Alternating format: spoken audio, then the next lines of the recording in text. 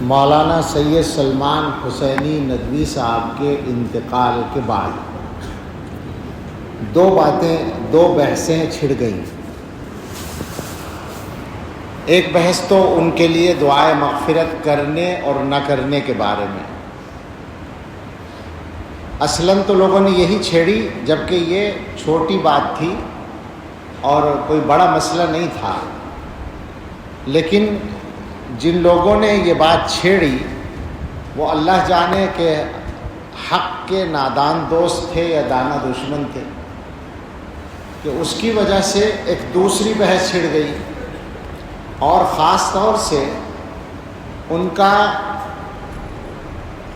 ساتھ دینے والے لوگوں کو موقع مل گیا ان کا دفاع کرنے کا، اور اس کی وجہ سے ایسی صورت بن گئی جیسے حضرات صحابہ رضی اللہ تعالیٰ عنہم کے بارے میں غلط باتیں کرنا، گستاخیاں کرنا یہ کوئی خاص مسئلہ نہیں ہے، ایک اختلاف رائے ہے، بس ایک آدمی کا عمل تھا۔ بہت سے لوگوں نے شاید اسی کے رد عمل میں تعریفیں شروع کر دی ان کی، کاش یہ بحث نہ چھڑتی، انتقال ہوا، نماز جنازہ ہوتی جیسے سب کی ہوتی ہے اور بات ختم ہو جاتی، لیکن لوگوں نے بحث چھیڑ دی۔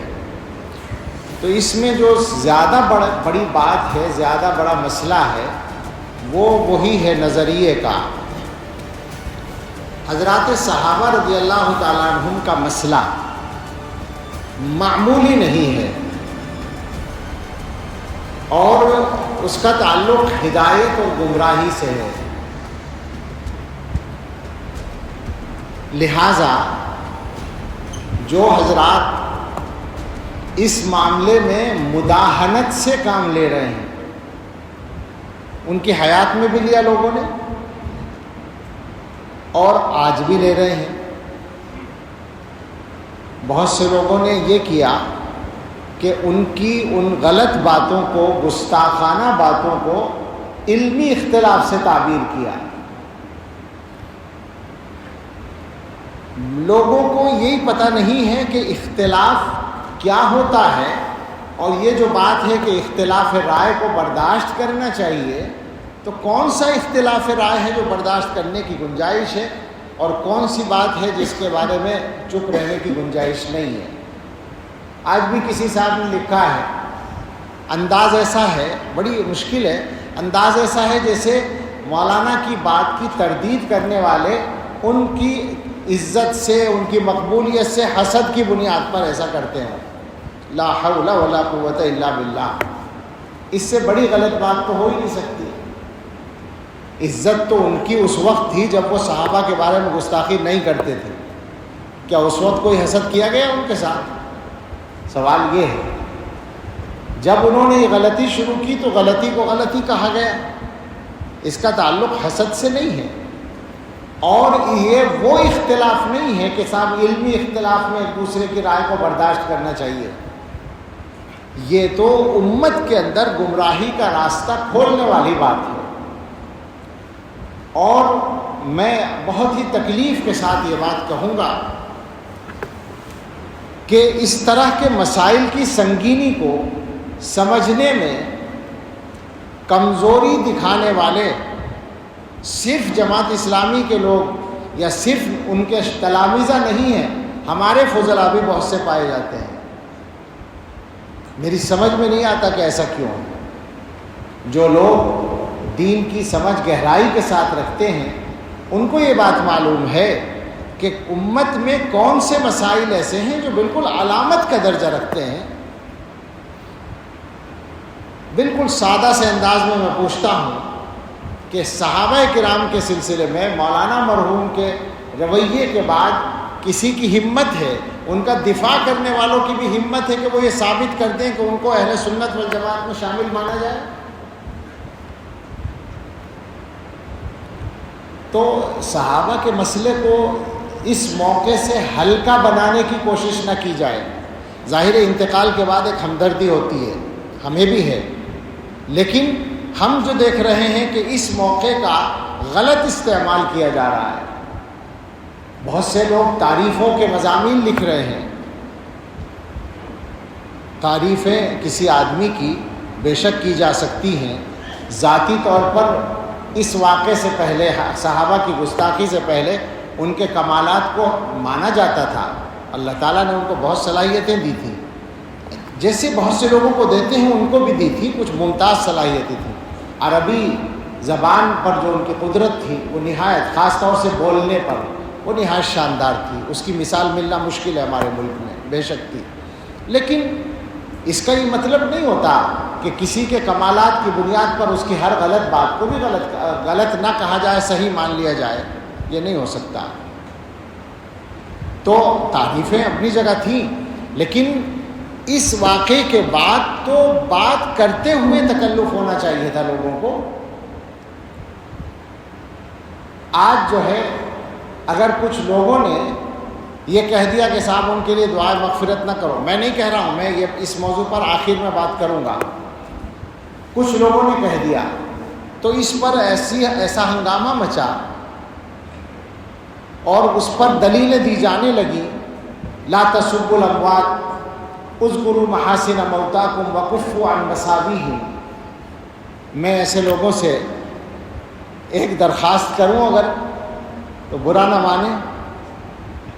جو بات آپ مولانا کے لیے ثابت کرنا چاہتے ہیں، جس دلیل کو پیش کر رہے ہیں کہ اموات کو برا نہ کہو اور محاسن موتا کا ذکر کرو، مساوی کا ذکر نہ کرو، تو کیا بیچارے حضرات صحابہ رضی اللہ عنہم اس درجے میں بھی نہیں آتے تھے؟ کیا وہ اموات اور موتا میں نہیں تھے؟ سوال ہے نا یہ. آج آپ کو تکلیف ہے، ایک عام امتی کے بارے میں آپ ان احادیث کو منطبق کر رہے ہیں. یہ احادیث صحابہ کے بارے میں منطبق نہیں ہوتی. اس کا مطلب یہ ہے کہ اس ملک میں صحابہ کے حق میں بات کرنا جرم بن جائے گا. یہ نہیں چلے گا، کچھ بھی ہو جائے. میں ویسے نہیں بول رہا ہوں. صحابہ کے مقام کو محفوظ رکھنا اس امت کی ذمہ داری ہے، ورنہ یہ امت ختم ہے. یاد رکھیں اس بات کو. بڑے بڑے محدثین کہہ چکے ہیں کہ جو لوگ دین کی بنیاد کو اٹھانا چاہتے ہیں وہ دین کو براہ راست نشانہ بنانے کی ہمت نہیں رکھتے، تو صحابہ کو نشانہ بناتے ہیں، کیونکہ وہ انسان ہیں. انسانوں کو نشانہ بنانا آسان ہوتا ہے. اصل مقصد دین کی مخالفت ہے. اور جو لوگ صحابہ کو نشانہ بنانے میں ڈرتے ہیں وہ حضرت معاویہ کو نشانہ بناتے ہیں. معاویہ دروازہ ہے. عام آدمیوں کے لیے تو اذکروا محاسن موتاکم وکفوا عن مساویہم ہے، صحابہ کے لیے نہیں. حیرت ہوتی ہے کہ کیسے دوہرے معیار لوگوں نے چلا رکھے ہیں. یہ بھی سمجھ لو کہ یہ جو حدیث میں حکم ہے کہ برائی کا ذکر نہ کرو، اس سے مراد ذاتی برائیاں ہیں، نظریے کی بات نہیں ہے. تو ذاتی برائی کسی کی ذکر نہیں کرنی چاہیے. وہ غیبت زندگی میں بھی کی جائے تو غیبت ہوگی. اور ہم پورے اعتماد سے کہتے ہیں کہ ہم نے مولانا کے بارے میں، ذاتی زندگی کے بارے میں، ذات کے بارے میں ایک لفظ کبھی خلاف احترام بھی نہیں کہا. پورا دعویٰ ہے ہمارا. اور بھی بعض لوگوں سے اختلاف ہے، شدید اختلاف ہے. ان کی بھی ذاتی زندگی کو گفتگو کا موضوع کبھی نہیں بناتے، بلکہ کوئی بات کرتا ہے تو میں کہتا ہوں کہ بھئی یہ بات نہ کرو، یہ غیبت ہے، بات نظریے پر کرو. تو یہ جو کہا گیا کہ برائی ذکر نہ کرو، اس سے مراد ہے اعمال کی برائی. کسی آدمی کے عمل کی برائی آپ کو معلوم ہے، اس کا انتقال ہو گیا، اب آپ کہیں کہ صاحب وہ اتنا خراب آدمی تھا، ایسا عمل کرتا تھا، یہ غلط ہے، اس سے روکا گیا ہے. محدثین نے باقاعدہ لکھا، امام نووی رحمۃ اللہ علیہ نے، کہ کفار اس سے مستثنا ہیں کفر کی بنیاد پر، منافقین مستثنا ہیں، اہل بدعت مستثنا ہیں. مبتدعہ کے ان کے نظریے کا ذکر کیا جائے گا غلطی کے، اس کو ظاہر کرنے کے لیے.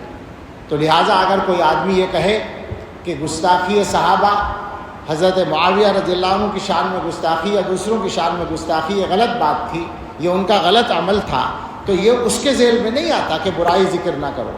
ہاں ان کی ذات پر، ان کی شخصیت کی ذاتی چیزوں پر کوئی انگلی اٹھائے تو غلط ہوگا. یہ مسئلہ نظریے کا ہے. تو حضرات صحابہ کے بارے میں ان تمام حضرات سے گزارش ہے جو ڈھل مل ہیں، اس معاملے میں کمزور ہیں، اور میں دیکھ رہا ہوں بہت لوگ ہیں، اور یہ خطرناک بات ہے، یہ انہی کے لیے خطرناک ہے جو غلطی کر رہے ہیں، یہ اچھی طرح یاد رکھیں۔ وہ سب اس معاملے میں صحیح راستے پر آ جائیں، اور وہ صحیح راستہ میرا یا آپ کا طے کیا ہوا نہیں ہے، وہ صحیح راستہ فقط علماء دیوبند کا طے کیا ہوا نہیں ہے، وہ اس امت کے سارے بڑے علماء کا طے کیا ہوا راستہ ہے۔ اس میں کوئی اختلاف نہ ابن تیمیہ کا ہے نہ ابن قیم کا ہے، وہ سب اس کے بڑے داعی ہیں صحابہ کے مقام کی حفاظت کے، اس میں کوئی اختلاف نہ ابو حنیفہ کا ہے، نہ مالک کا، نہ شافعی کا، نہ احمد کا، کسی کا کوئی اختلاف نہیں ہے، وہ متفقہ چیز ہے۔ اس متفقہ معاملے میں، اس متفقہ معیار میں لوگ باتیں بنانے کی گنجائش نکالنا چاہتے ہیں، اپنے آپ کو زیادہ بڑا سمجھتے ہیں، صحابہ کے بارے میں بات کرنے کی ہمت کرتے ہیں، اور موقع ڈھونڈتے ہیں، موقع تلاش کرتے ہیں۔ ایسے لوگوں کو توبہ کرنی چاہیے۔ بہت لمبی بات نہیں کرنا چاہتا، صحابہ کے موضوع پر تو بہت ساری تفصیلات ہیں، دلائل ہیں، میں بس اس بات پر آتا ہوں کہ ان کے لیے دعائے مغفرت کی جائے نہ کی جائے، تو بالکل صفائی سے بات ہے کہ ان کی تمام تر غلطیوں کے باوجود اور اہل سنت والجماعت کے نظریے سے انحراف کے باوجود اور گمراہانہ باتوں کے باوجود ان کی تکفیر نہیں کی گئی ہے۔ کسی دارالافتاء نے ان پر کفر کا فتویٰ نہیں لگایا، لہٰذا وہ کافر نہیں تھے، جب کافر نہیں تھے تو مسلمان تھے، اور جب مسلمان تھے تو مسلمان کے لیے دعائے مغفرت کی جا سکتی ہے۔ یہ بالکل اصولی بات ہے، اس میں ہمیں کوئی تعمل اور تکلف نہیں ہے۔ البتہ ایک بات ہمارے بعض بزرگوں نے کہی ہے کہ زندگی کے اخیر کے چند مہینوں میں وہ ان اختلافی مسائل پر بولنے میں احتیاط کر رہے تھے۔ اللہ کرے ایسا ہو کہ انہوں نے وفات سے پہلے ان چیزوں سے توبہ کر لی ہو، رجوع کا لفظ بولنا غلط ہے، توبہ کرنے کا مسئلہ ہے کہ توبہ کر لی ہو ان چیزوں سے، اللہ کرے ایسا ہو، تو ظاہر ہے ان کے حق میں بہت خیر ہوگا، مگر اس کے ساتھ یہ ضروری ہوگا کہ ان کے جو اخلاف ہیں، بے تکلف ان سے اپیل ہے، گزارش ہے، نہ یہ ہماری انا کا مسئلہ ہے یا نہ یہ ان کی انا کا مسئلہ ہے، ان کے اخلاف سے درخواست ہے کہ مولانا کی جو تحریرات اور تقریرات، جو تحریریں اور تقریریں، جو تصنیفات اس موضوع پر ہیں اور جو ان کے خطابات ریکارڈ ہیں، ان چیزوں کو آگے چلانے سے احتیاط کریں، ان کو بالکل روک دیں۔ اس کا ایک فائدہ تو یہ ہوگا کہ مولانا نے اگر اپنے معاملات کو ٹھیک کر لیا تھا تو آخرت میں ان کو بہت فائدہ اس کا مل جائے گا، اور ان کے حق میں ایک غلطی کا گناہ جاری رہنے سے وہ بچ جائیں گے۔ دوسرا فائدہ یہ ہوگا کہ خود اخلاف ان کے اس غلطی سے بچ جائیں گے۔ یہ بالکل ہم دردمندانہ اپیل کرتے ہیں کہ اس معاملے کو اب یہاں ختم کریں، اور مولانا سے جو غلطی ہوئی ہے اللہ ان کو معاف کریں، دعا کرتے ہیں، اور اس کی معافی کے لیے سب سے معاون ہوگی یہ بات کہ ان غلطیوں کو آگے جاری نہ رکھا جائے۔ اللہ تعالی ہم سب کو صراط مستقیم پر استقامت عطا فرمائے، اور ہم سب کو حسن خاتمہ نصیب فرمائے۔ یہ مسئلہ سچی بات یہ ہے کہ لوگوں کے ایمان کا مسئلہ ہوتا ہے اور نظریے کا، بنیادی عقیدے کا مسئلہ ہوتا ہے، اس لیے مجبوراً اس پر گفتگو کی ہے۔ کسی کے انتقال پر اس طرح کی بات نہیں کی جاتی، لیکن چونکہ لوگوں نے بحث چھیڑی، اور میں نے شروع میں کہا کہ جن لوگوں نے یہ بحث چھیڑی پتہ نہیں وہ نادان دوست تھے یا دانا دشمن تھے، ایسی بحثیں ایسے موقعوں پر چھیڑنی نہیں چاہیے، جس کی وجہ سے لوگوں کو غلط باتوں کے پھیلانے کا بھی موقع مل جاتا ہے۔ اللہ تعالی ہم سب کو صحیح توفیق عطا